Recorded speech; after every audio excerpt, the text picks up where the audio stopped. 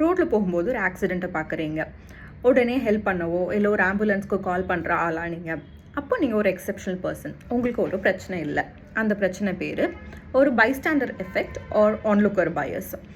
ஒரு சின்ன இன்சிடெண்ட், இது 1964 நியூயார்க் சிட்டியில் நடந்த ஒரு இன்சிடெண்ட். கிட்டி ஜெனோவிஸ்னு ஒருத்தங்க அவங்க ஒர்க் முடிச்சு வீட்டுக்கு வர்றப்போ ஒரு தாக்கப்படுறாங்க, ஒருத்தரால் ஃபாலோ பண்ணப்பட்டு 3 தடவை குத்தி அவங்க இறந்துடுறாங்க. இந்த இன்சிடெண்ட் ஒரு ஸ்பேன் ஆஃப் 30 மினிட்ஸ்க்குள்ளே நடக்குது. இந்த இன்சிடெண்ட் நடக்கிறப்போ 38 பேர் அந்த இன்சிடெண்ட்டை பார்த்துட்டு இருந்திருக்காங்க. ஆனால் 38 பேருமே எந்த ஆக்ஷனோ, போலீஸ்க்கு கால் பண்ணுறதோ எந்த ஹெல்ப்புமே பண்ணவே இல்லை. இது ஒரு நேஷ்னல் சென்சேஷன் ஆயிருக்கு அந்த டைம். ஆமாம், அர்பன் லைஃப், நியூயார்க் சிட்டி, யாருக்குமே ஹெல்ப் பண்ண மாட்டாங்க, இப்படி தான் இருக்கும் அப்படின்ற மாதிரி இதை கிராஸ் பண்ணி போயிடுறாங்க. 2 சைக்காலஜிஸ்ட், பிப் அண்ட் ஜான், அவங்க என்ன கண்டக்ட் பண்ணுறாங்க அப்படின்னா, அவங்களோட ஸ்டூடெண்ட் ஒருத்தரை வச்சு ஒரு எக்ஸ்பெரிமெண்ட் கண்டக்ட் பண்ணுறாங்க. அவங்க ஸ்டூடெண்ட் ஒருத்தர் ஒரு ரூமில் ஃபிட்ஸ் வந்த மாதிரி நடிக்கிறாரு, இன்னொரு ரூமில் மட்டும் சினாரியோ மாறிட்டே இருக்குது. ஒரு டைம் ஒருத்தர் மட்டும் இருக்காங்க, மற்ற டைமில் 4-5 பேராக இருக்காங்க.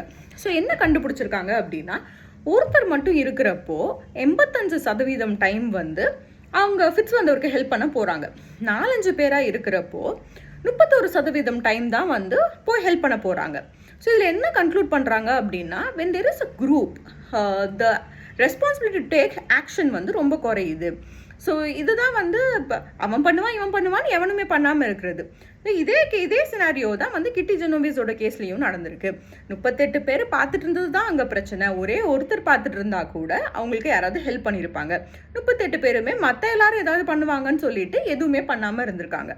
ஸோ அடுத்த டைம் ஏதாவது இன்சிடெண்ட்டை பார்த்தீங்கன்னா, அவன் பண்ணுவான் இவன் பண்ணுவான்னு வெயிட் பண்ணாமல் நீங்கள் ஏதாவது பண்ணுங்கள்.